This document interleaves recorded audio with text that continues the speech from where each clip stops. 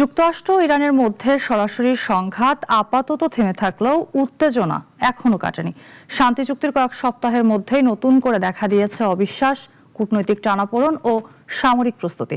তাহলে কি সত্যিই যুদ্ধ থামার পথে, নাকি এটি আরো বড় সংঘাতের আগে কৌশলগত সময়ক্ষেপণ? বিস্তারিত ডেস্ক রিপোর্টে।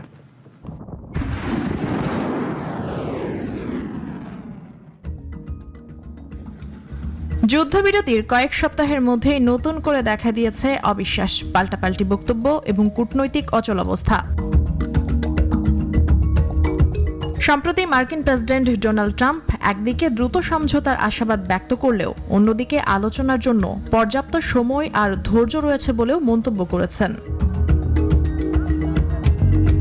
বিশ্লেষকদের মতে আন্তর্জাতিক বাজারে জ্বালানি তেলের দামের ওঠানামা এবং আঞ্চলিক নিরাপত্তা পরিস্থিতি বিবেচনায় রেখে ওয়াশিংটনের অবস্থানের এই পরিবর্তন দেখা যাচ্ছে। এতে আলোচনার গতি ও উদ্দেশ্য নিয়ে নতুন করে প্রশ্ন তৈরি হয়েছে।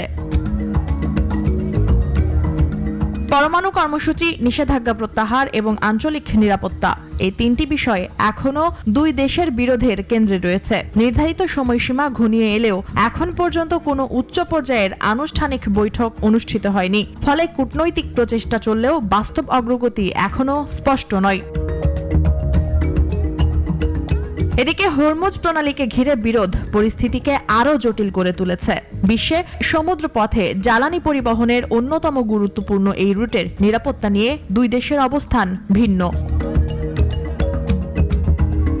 ওমানের মধ্যস্থতায় প্রণালীর নিরাপদ ব্যবস্থাপনা নিয়ে একটি প্রস্তাব সামনে এলেও সেটি এখনো গ্রহণযোগ্য সমাধানে পৌঁছায়নি। কারণ এই জলপথে একক প্রভাব বজায় রাখার বিষয়টি তেহরানের জন্য কৌশলগতভাবে অত্যন্ত গুরুত্বপূর্ণ। বিশ্লেষকদের মতে হরমুজ প্রশ্নে সমঝোতা না হলে ভবিষ্যতে আবারও সামরিক উত্তেজনা বেড়ে যেতে পারে। একই সঙ্গে আন্তর্জাতিক জ্বালানি বাজারেও এর বড় ধরনের প্রভাব পড়ার আশঙ্কা রয়েছে।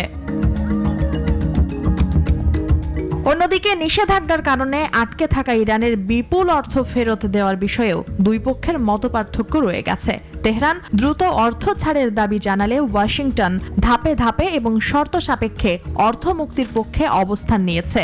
এই অর্থনৈতিক ইস্যুও কূটনৈতিক অচলাবস্থা দীর্ঘায়িত করছে। যুদ্ধবিরতির পর বড় ধরনের হামলা আপাতত বন্ধ থাকলেও উভয় দেশই তাদের সামরিক প্রস্তুতি অব্যাহত রেখেছে। যুক্তরাষ্ট্র মধ্যপ্রাচ্যে তাদের সামরিক উপস্থিতি বজায় রেখেছে। অন্যদিকে ইরানও আঞ্চলিক মিত্রদের সঙ্গে সমন্বয় জোরদার করছে। ফলে সংঘাতের ঝুঁকি পুরোপুরি কমে গেছে এমনটি বলার সুযোগ এখনো তৈরি হয়নি। কাতার, ওমান সহ একাধিক মধ্যস্থতাকারী দেশ দুই পক্ষকে আলোচনার টেবিলে ফেরানোর চেষ্টা চালিয়ে যাচ্ছে। তবে কূটনৈতিক বার্তা আদান প্রদান অব্যাহত থাকলেও আনুষ্ঠানিক আলোচনা শুরু না হওয়ায় অনিশ্চয়তা থেকেই যাচ্ছে।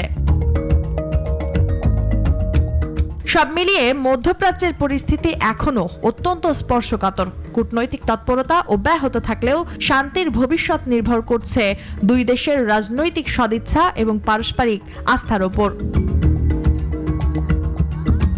মুনিয়া জুথি, নাগরিক।